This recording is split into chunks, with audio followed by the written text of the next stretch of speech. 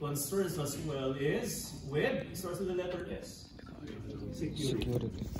Okay? Especially if your network is facing internet. No? Cybersecurity related attacks or IT security related attacks, this can also be initiated within. No? So the threat actor, okay, can also be identified within an enterprise network. Now, what's the purpose of ACL from what you have watched? I'll be calling some students. Okay? From what you have watched about Rick Graziani, what did Rick Graziani share about ACL? Mr. Ernesto Francisco.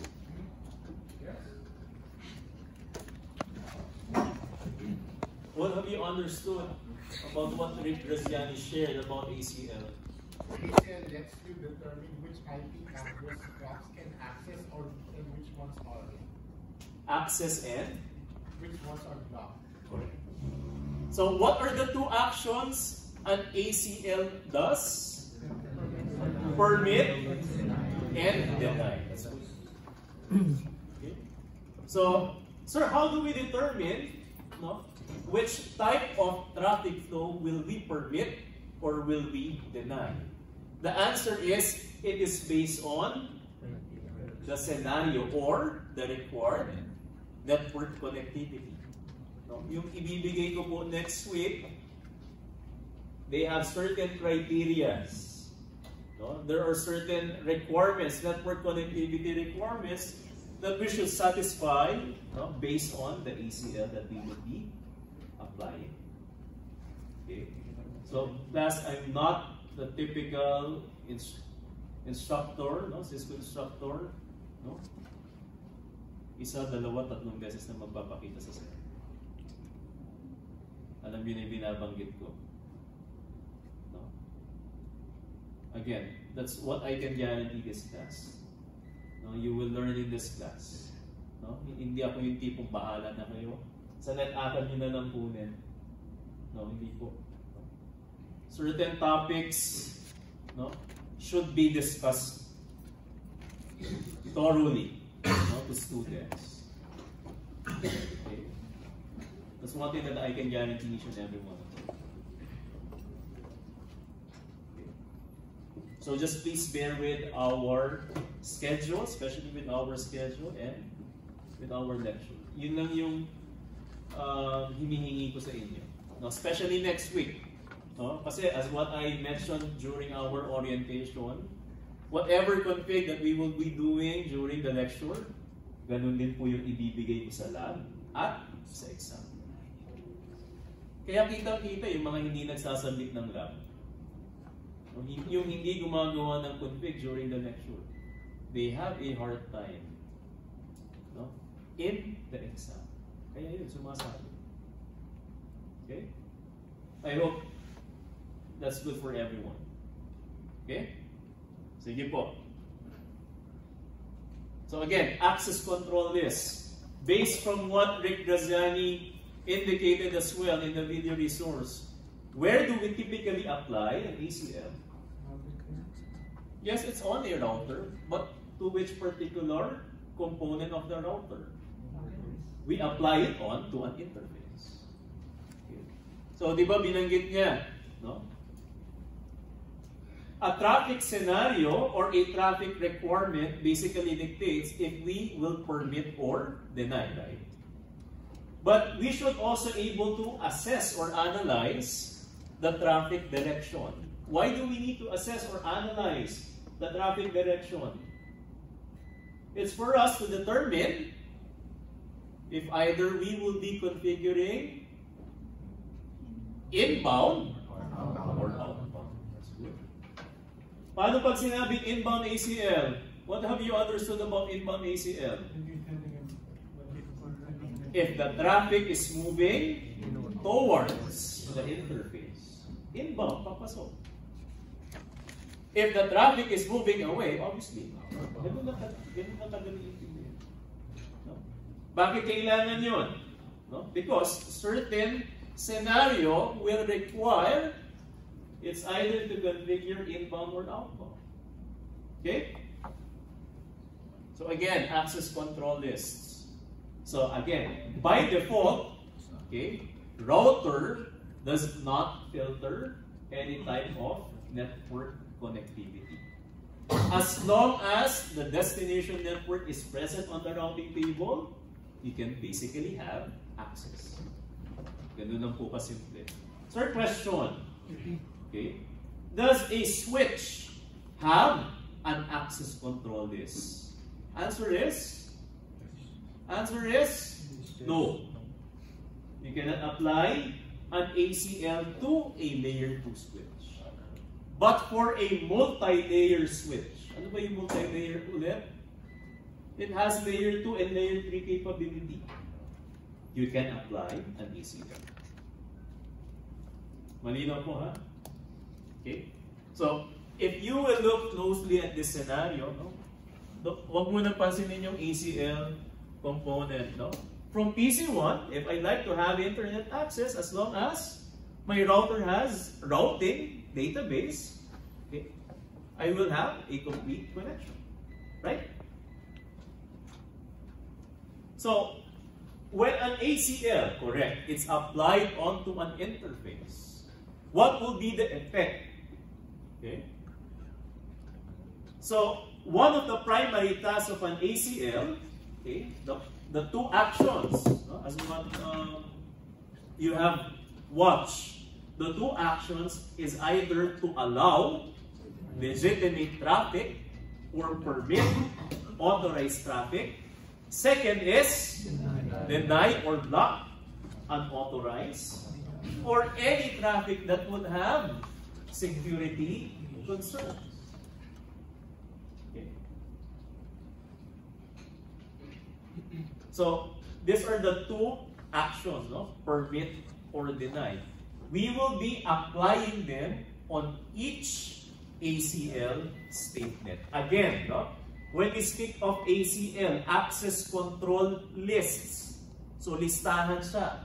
Listahan ng alin? Okay? It has statements. Also what we call as access control entries. How are ACL entries processed? They are processed from top to bottom, correct?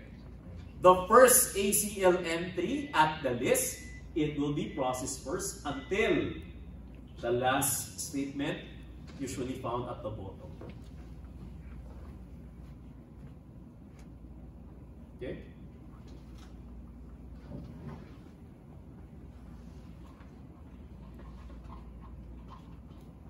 So if you will look closely at this diagram, so we apply them onto interfaces. So when we speak of interfaces, it's either LAN and WAN interfaces. Okay? So we have a scenario wherein, no, on R2, allow email, deny telnet. Okay. So one of the characteristics of ACL is you can easily pinpoint or identify which traffic would you either allow or block. Now the question is, how can an ACL allow or block a traffic? It is based on what? Starts with the letter P. Port. No? TCP, UDP ports. So, nasa Cisco 1 to, di ba? They are used in ACL to identify an application. Oh, just a quick review. No? FTP. What's the port of FTP? Anong FTP? File Transfer Protocol. Commonly known as upload-download. What is the port? There are two. Ano yun? FTP control, which is 21. FTP4, ano yung D? Data transfer. Port 20. This goes hand in hand. Hindi pwedeng 20 lang. Kasi if you initiate an FTP, it will always require authentication. Okay. Next, email. Ano ba ang email? SMTP. What's the port number of SMTP? 25. No? Ito yung pag-forward ng email, no? From email user agent to email transfer agent. No? Now, how do we retrieve messages from the mail transfer agent? That's a separate port. We call it as POP. Post Office Protocol. What's the port number? 110. Telnet.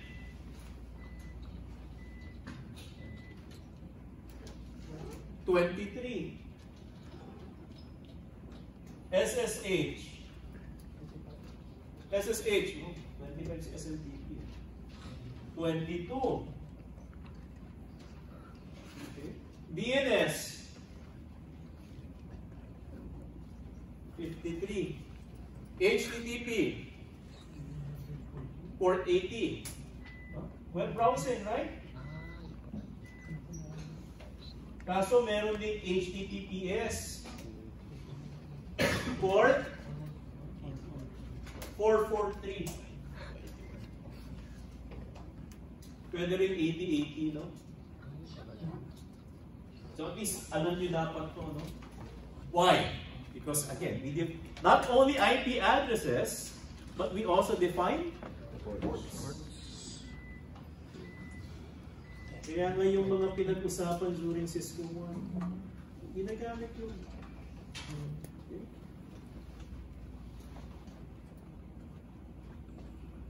Anyway, lagpasan ko na yung mga scenario, hindi nyo ma-appreciate yan. Sa ano na lang, dun sa mismong packet tracer. Don't worry. Alright, so again, what is an ACL or what are ACLs? It includes entries. No? We call them access control entries, ACEs. Access control statements. Access control statements. Okay. So again, no? An ACL contains a sequential. No? So again, top to bottom. No? If you define an ACL on top, obviously it will be processed first. Then, from first statement, second, third, fourth, until it reaches the bottom statement. If I may ask, no? Was there any mention of Rick Graziani about an imaginary ACL statement?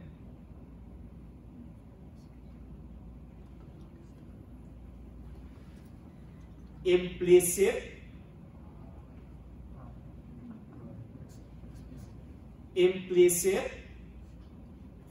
it's not explicit, it's implicit. I already heard the answer. Deny. Implicit deny, what does that mean? Sir, by default, automatically deny yung pag-ano, define. If you do not give permission, it will automatically deny. Okay, I'll just rephrase your answer. If you create an ACL, no? Kaso hindi ka nag-define ng statement, no? So you just created an ACL, you applied it onto an interface. What will be the impact? No traffic will be allowed. Okay, it will perform what we call as an implicit deny. So kumbaga sa dulo, yung imaginary statement, there is a deny all. Deny all type of traffic. Kaya pag hindi ka nag-define, no, gumawa ka lang ng ACL just for the sake. No? By default, all traffic deny. All traffic will be blocked. Okay. Kaya sa akin may nagtatanong, sir, ba't gano'n, no? Okay. Ayaw gumana nung network connectivity ko. Tama na, I created the ACL list that you required us. When I check it, mali yung traffic flow.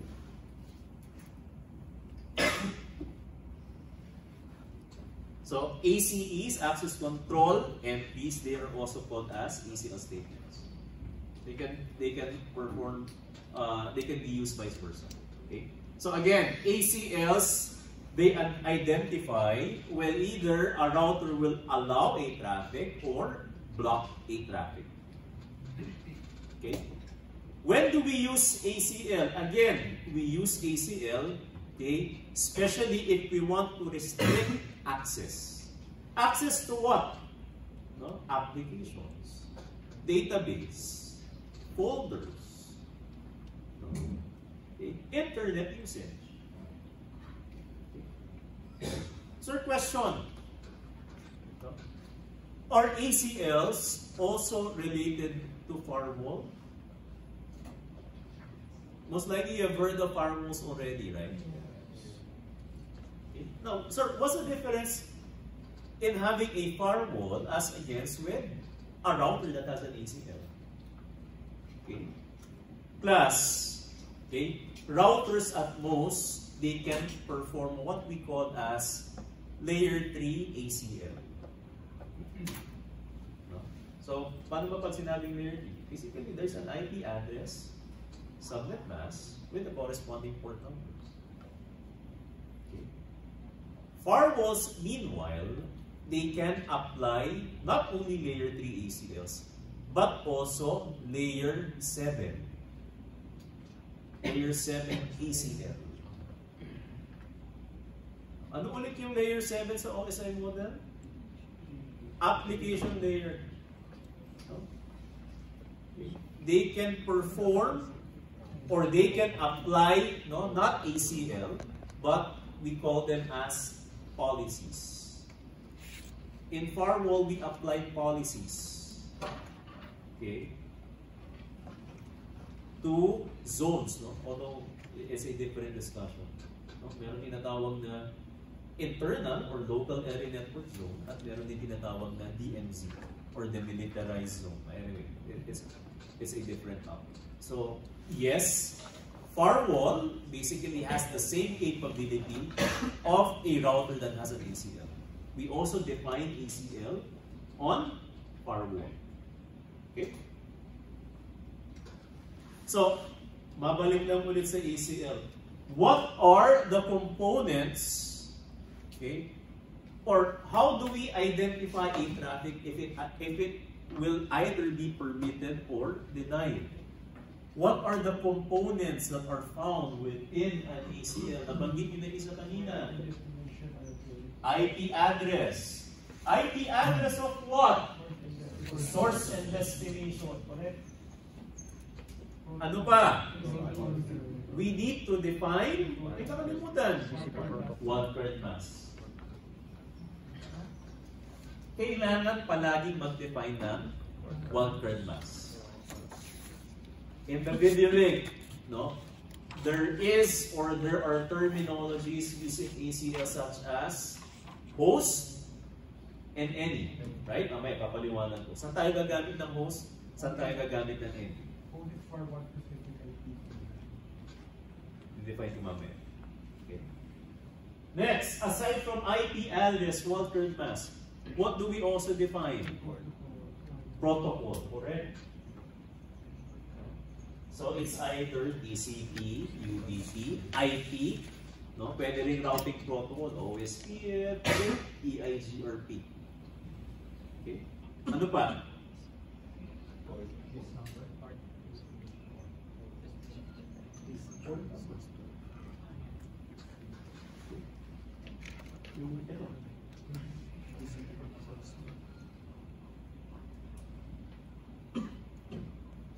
Are we clear so far? Yes.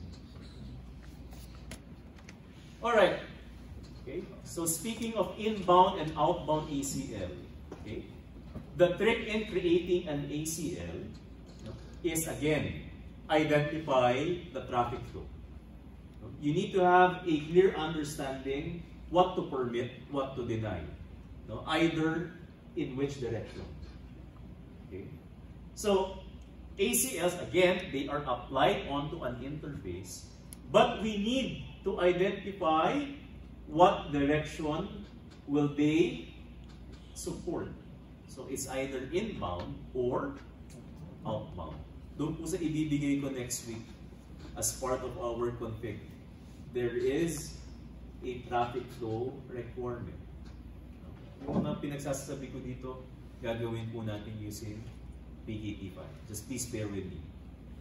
Okay. Alright, let's now move on with types of ACLs.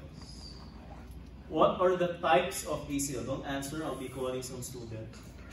What is the type of ACL from what Rick Graziani mentioned? Huh? Mr. J.M. Molina. Please give me one type of ACL.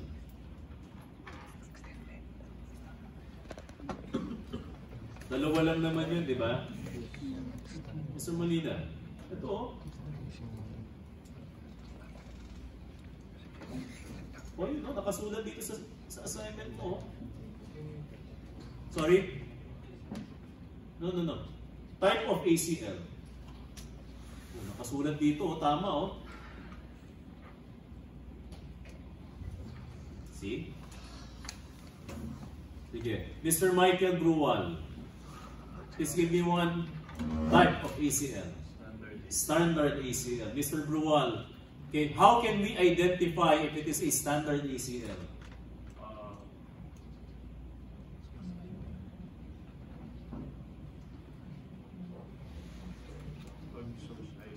Correct. No? A standard ACL, yun yung clue. S, standard, it permit or denies traffic based on source IP address. Yun ang clue. Standard S. So, source lang. Okay. Next. Thank you, Mr. Bruwal. Next. Mr. Marcos Nadora. What's another type of ACL? Extended ACL. What's the difference between standard and extended ACL?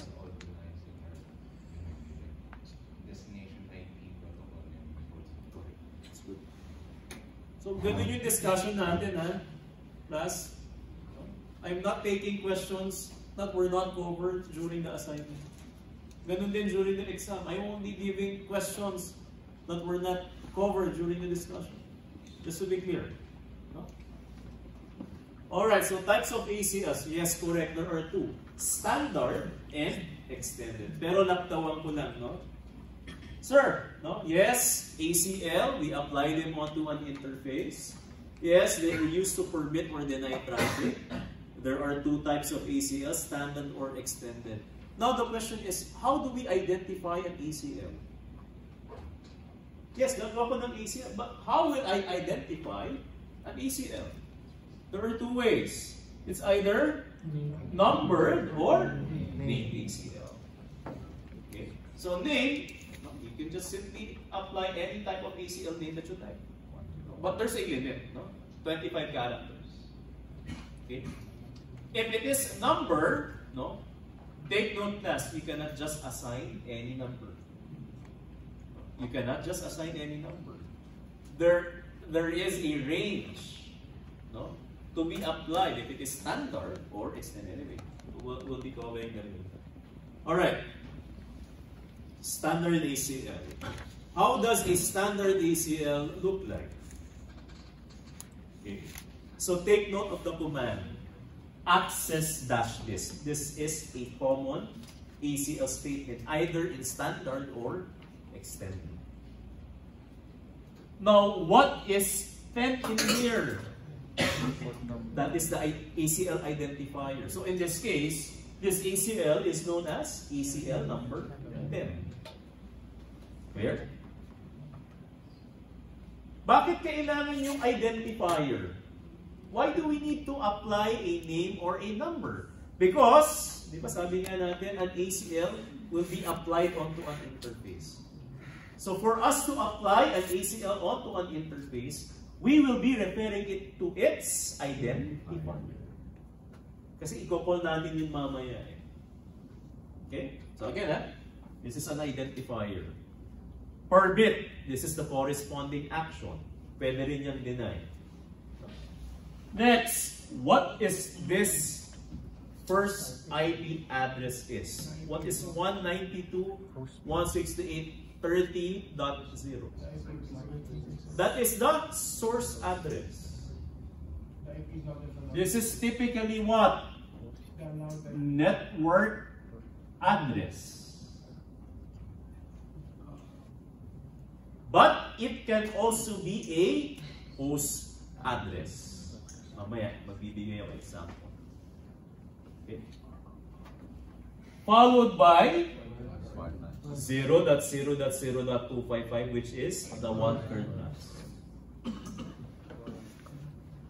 Speaking of wildcard mask, I'll give an example. /21. What is the corresponding subnet mask? 0.0.7.255. Subnet. Sorry, No? I appreciate the eagerness. No? But let me discuss it first. No? Subnet mask. Oh, you have a prefix length. Ano ibig sabihin ng 21 dito? Number of ones, right? So, kung hindi kabisado ang prefix length to subnet mask, this is how you should do it. This is number of ones. So, 21 ones.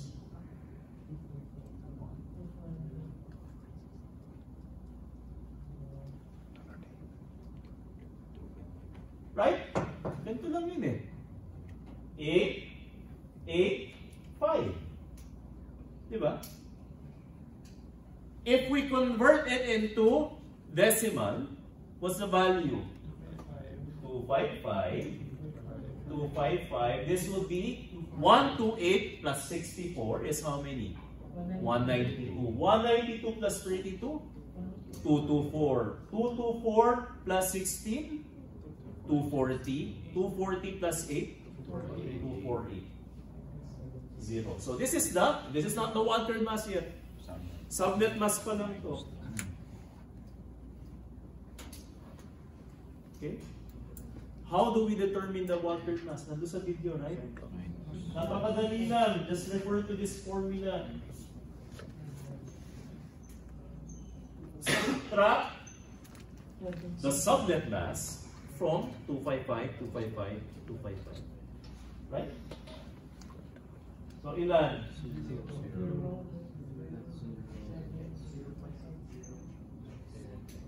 Ilan? 0, 7. That's the corresponding wildcard mask equivalent. I hope walang malilito dito. No? Kaya pag may nakita ko sa exam ng wildcard mask representation subnet mask, mali na yun. Sayang, tama yung subnet nyo, no? Tama yung IP block. Kaso yung ECL statement, instead of wildcard mask, subnet mask, mali. Okay. So, what does this mean? If you were given a wildcard mask of 000255, what does it mean? The first 24 bits, sir, have to be the same, but the last bit, sir, can be anything. So it can be from No. 1 to 2. What's the subnet mask? Muna. It's /24. Yun na muna. No? So what does this ACL statement mean? Permit the IP block 192.168.30.0/24. Any IP address from 30.0 up to 30.255, allow it. Yun yung ibig sabihin nito. Malinaw? Don't worry, I know what you're speaking of. I'll be discussing it later. Yung 00255, don't worry. Okay. Malinaw po ha? So again, standard ACL source. Okay? Next. Extended ACL. Okay. So extended ACL, You have IP address, however, not only source, but it also includes destination. It includes a wildcard mask not only for the source, but also the destination. One unique thing about an ACL in extended form as against the standard, there is a protocol. So, paano protocol? If you will look closely, access list pen permit. Usually, yung protocol comes after the action. What does this mean? Sir, kung walang action, yung standard, ano yung permit blank? 192.168.30.0. What does that mean? It basically permits all types of traffic. Either TCP, UDP, any routing, no? DNS, FTP, Telnet, SMTP, so on and so forth. All types of traffic. But in extended ACL, you can specify if it is TCP, UDP. But you can also allow all type of traffic. What is the syntax in extended ACL if you want to allow all types of traffic? What is the protocol if you want to allow all types of traffic? Mr. De La Peña, di ba pinag-usapan na natin to?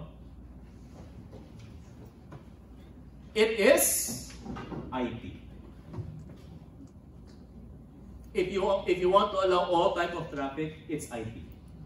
Kaya pag gano'n na, pag may nakita kayong statement, no? All types of traffic from LAN A to server B should be allowed. So ang protocol nyo, IP. Permit IP. Okay? Alright. So again, extended ACL. This is an example of an extended ACL. Access this again. That's the common config. 103, that is the identifier. Followed by permit. So almost same, no? With standard. Pagdating sa extended ayun, nag-iba na. It is followed by a protocol. No? That's the one unique identifier with standard as against with extended. Pag may nakita kagad kayong TCP, IP, no, or OSPF, EIGRP, RIP, automatically extended yun. Okay. What is this IP address? 192.168.30.0. That is the source. So, same format, class, ha?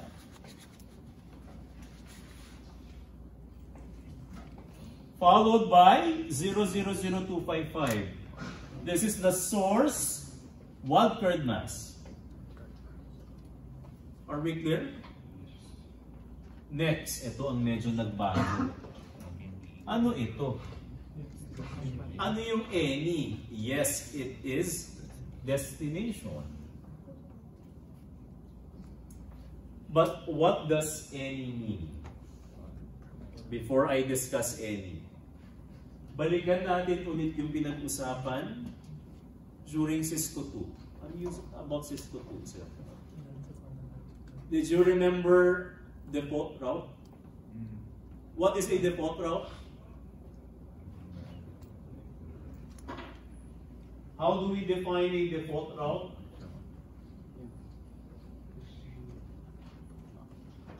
What is the default route statement? Diba? 0, 0, 0, 0, /0. That's a default route, right? What does the default route signify? What does this indicate?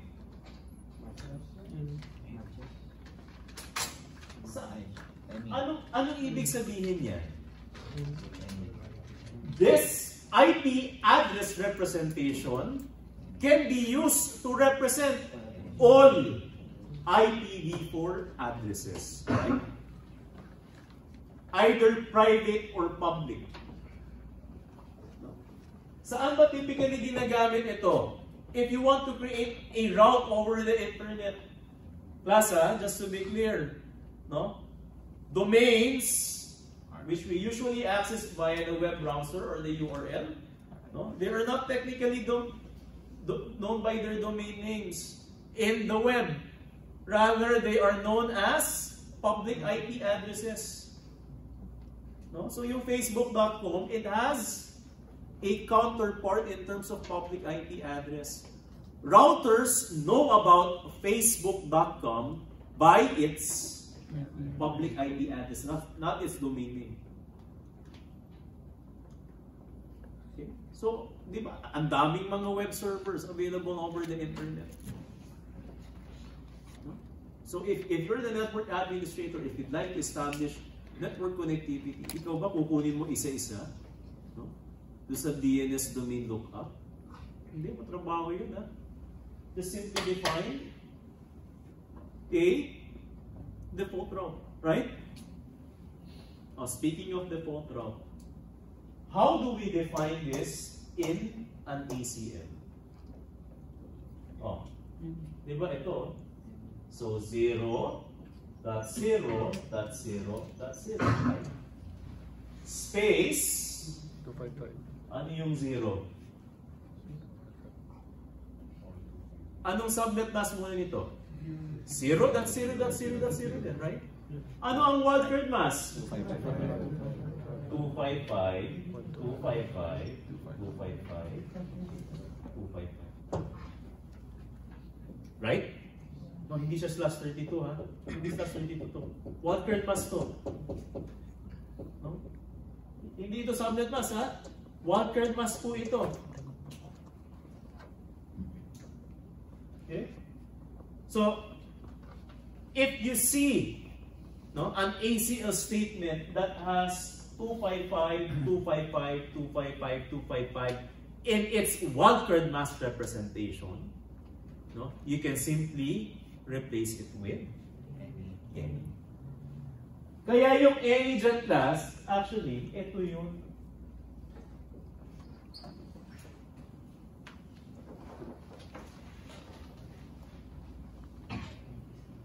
Pinaikli lang, no? But the pattern is, it's the source address, source wildcard mask, followed by the destination address, destination wildcard mask. Malinaw? No? Next, followed by EQ. What does EQ mean? Equivalent. Para saan yung equivalent, sir? Because we define a protocol.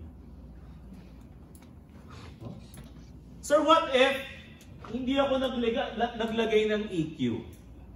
Will it work? Yes. But it will basically cover all types of TCP connection. If you want to specify, you need to apply EQ or equivalent for short, then the corresponding port number. What does this statement mean? Permit the subnet 192.168.30.0/24 to access, ano yung any ulit? All IP addresses. Typically, we define the statement if we want to reach connectivity over the internet. Look at the port number. Ano yung port number 18? Nakasulat ko lang. HTTP. Basically, web browsing. No? So, allow subnet 30.0 to have web browsing. That's what this ACL statement means. Okay. So again, what are the components ng extended protocol? Ang pinagkaiba niya sa standard ACL, ayun, may destination na. EQ, then the corresponding port number. Clear? Okay. Don't worry, lahat ng sinasabi ko dito, we'll be doing it using the PPT file.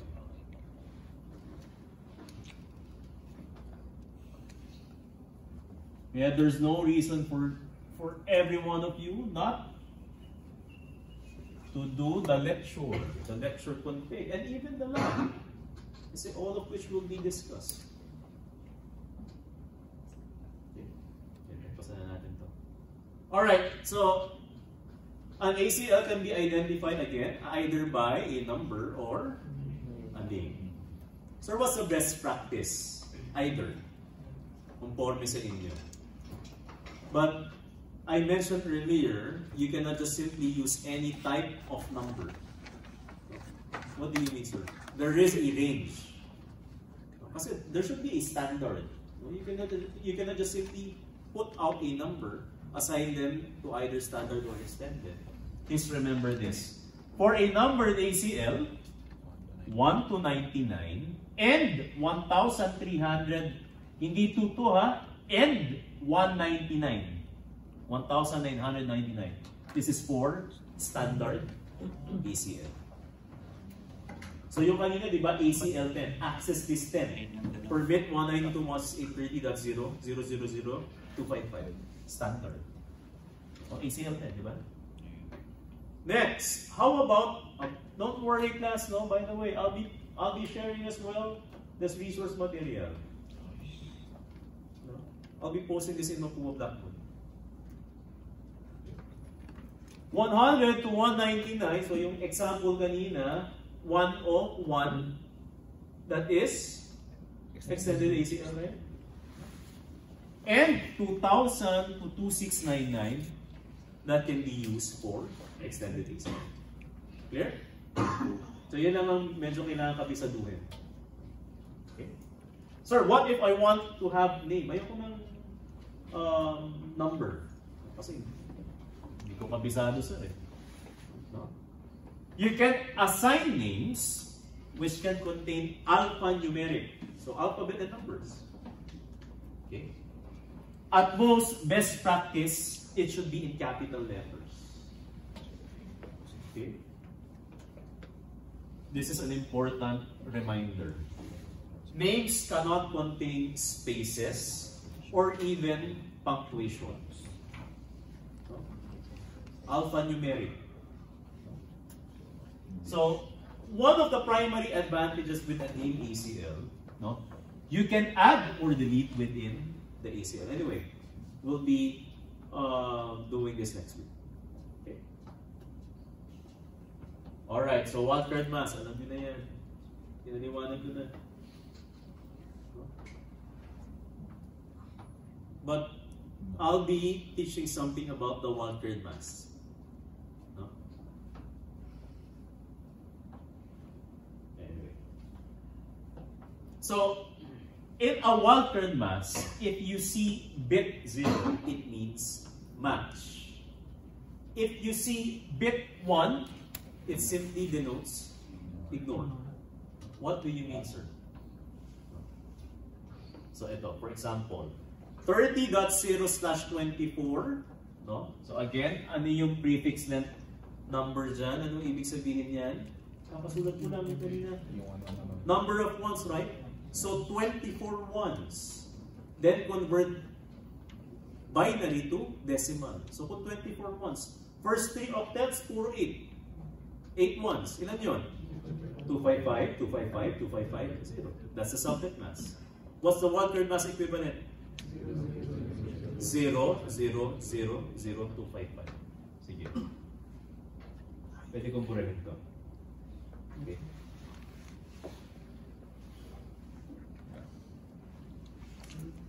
Okay. So again, 192, 168, 3.0/24. Okay.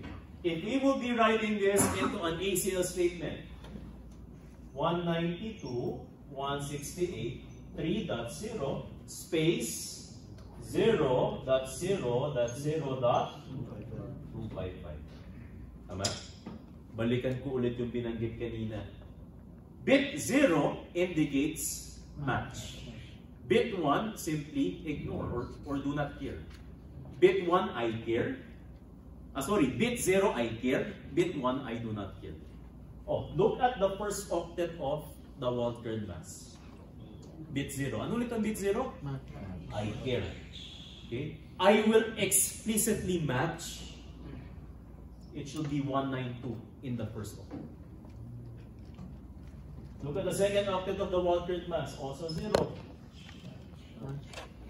I will explicitly match 192 and 168 on the first and second octet respectively. Third octet, 0 as well. I will explicitly match 192, 168, 3 in the first, second, and third octet respectively. Look at the fourth octet of the Walther mass. If we convert this into binary, anong ibig sabihin nito? All ones to, di ba? Anong ibig sabihin nun?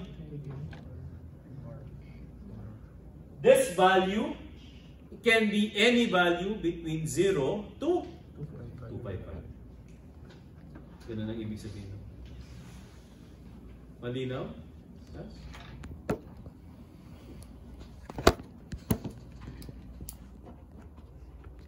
Alam nyo na yan.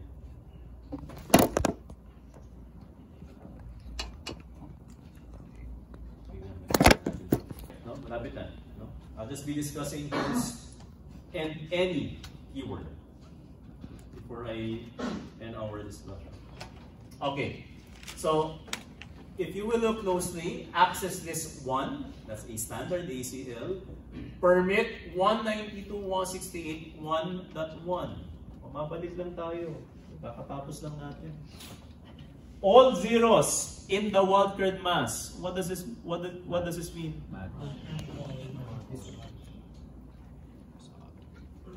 It will explicitly match only 192.168.1.1. Ano yung 000 na Walther mass? Take note, this is a Walther mass. What is its representation in a subnet mass format?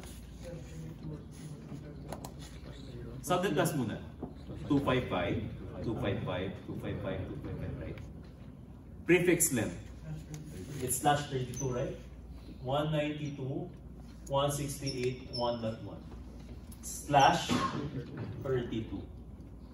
How did your previous Cisco instructor told you about slash 32? This is what we call as what? Host what? This is a host router. Or a host address. So what does this mean? This statement can simply be revised to a much more simpler ACL entry. Paano to papalitan?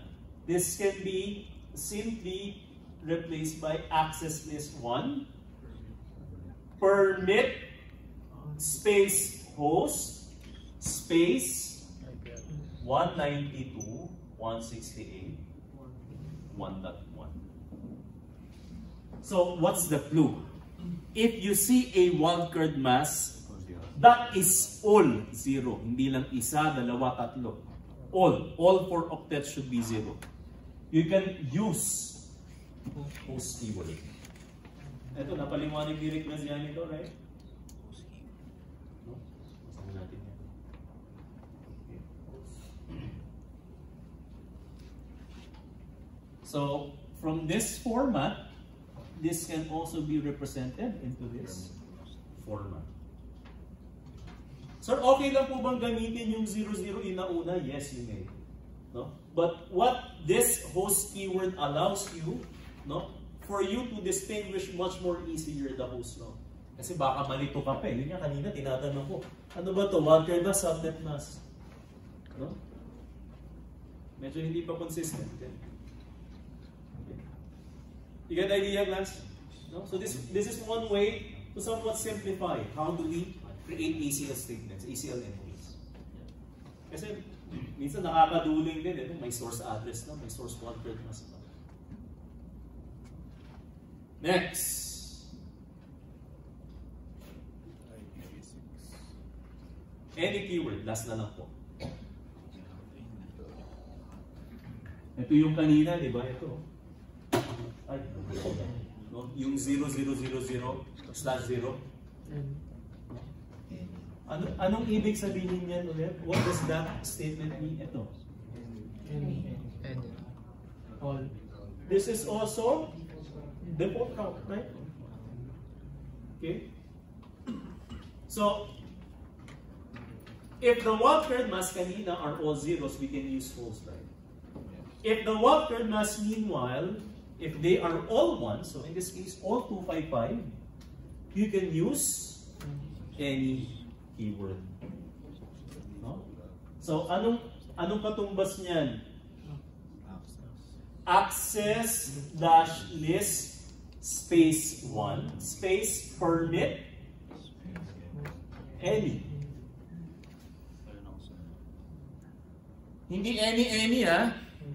Kasi yung any, yes, it is a valid statement, pero pang extended yun eh. If you will look, this is just only standard. So, isang any lang. At saka, if you will look at the combination, 00255. Buti sana kung may 00255 pang isa. Pwede yung any. But in this case, any lang. Okay. Yun na, nagpasa na natin yan. Alam nyo na yan. Okay. So again, what would I like you to remember? If you see a wildcard mass of all zeros, use what? Any. Nakatapos na nga. Ulit. If you see a wildcard mass of all zeros, malinaw yun ha?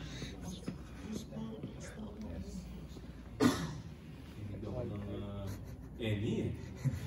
Nakatapos na nga. Obviously, all 255, malinaw yun. So that ends our discussion for this evening. We'll be continuing next Wednesday. Again, please do bring your laptop. I strongly suggest you bring your laptop. Hindi kasi pwede isusulat lang, no?